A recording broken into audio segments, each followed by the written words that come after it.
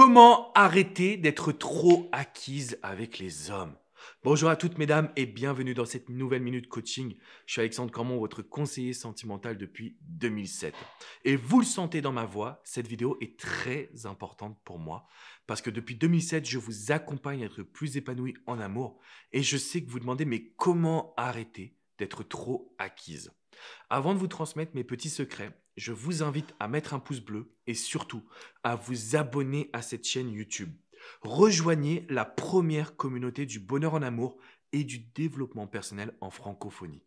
C'est une grande communauté et on travaille ensemble pour un épanouissement personnel. Alors comment faire pour arrêter d'être trop acquise avec les hommes? Le premier conseil que je tenais à vous transmettre, c'est tout simplement de revoir vos standards. La raison pour laquelle vous êtes trop acquise ou trop gentille avec les hommes, c'est parce que vous manquez de confiance. Vous ne sentez pas exactement ce que vous êtes capable d'apporter à un homme. Donc on va travailler dessus en se demandant, et vous allez prendre une feuille, un stylo, et vous allez passer du temps dessus. On ne va pas le faire simplement une fois. Toutes les semaines, on va revenir sur cet exercice. Vous allez vous demander, qu'est-ce que je peux apporter à un homme? Votre gentillesse, votre sourire, votre honnêteté, votre, je ne sais pas, intimité également. Toutes ces petites choses-là vont faire en sorte que vous repreniez confiance en vous. Le premier point pour arrêter d'être trop acquise avec les hommes, c'est de savoir ce que vous êtes capable de lui apporter et surtout ce que vous attendez de lui. On va faire la liste, là on va prendre encore une nouvelle feuille, tout ce qu'un homme doit faire pour vous et je veux qu'on aille dans le détail. Par exemple, quand on me dit souvent, Alex, en coaching, moi je veux qu'il communique avec moi. D'accord? Ça veut dire quoi communiquer avec vous? Qu'est-ce que vous voulez concrètement? Vous voulez qu'il vous envoie un message chaque matin, un message le soir, un bonne nuit, un bon appétit.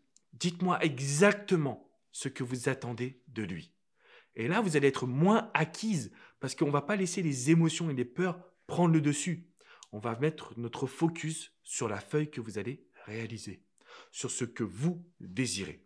Donc, conseil numéro 1 qui se divise en deux parties. D'abord, je prends confiance en moi parce que je sais ce que je peux apporter à un homme. Et deuxièmement, je vais m'assurer de faire la liste exacte de ce que je veux qu'il fasse pour moi. Ah, déjà là, mesdames, je sens votre pouvoir, je sens votre confiance intérieure qui revient. Et c'est exactement ce que l'on veut. Conseil numéro 2, pour éviter d'être trop acquise avec un homme, je vais vous demander très simplement de ne jamais plus lui trouver d'excuses. Si vous vous dites, oui mais Alex, il travaille trop, oui mais tu comprends, il est divorcé, oui mais attends, il a un enfant, oui mais attends, il n'a jamais eu de relation longue, on s'en fout. Mesdames, on ne va pas lui trouver des excuses. Si vous voulez arrêter d'être trop acquise et trop gentille, vous devez vous dire, je veux qu'il se batte pour moi. Point final. On ne va pas chercher midi à 14 heures. Je veux qu'il se batte pour moi. Comment? En suivant les petits conseils qu'on a vus dans l'exercice numéro 1. Parce que vous savez ce que vous attendez de lui. Donc, il n'a aucune excuse. Conseil numéro 3. Pour éviter d'être trop acquise avec un homme, vous devez utiliser la distance. Je sais que ça vous fait peur, je sais que vous aimez cette personne, je sais que vous avez envie de construire quelque chose de durable, de fort. Mais si vous ne prenez pas de distance, vous allez toujours être trop acquise. Vous allez toujours être trop centré sur lui.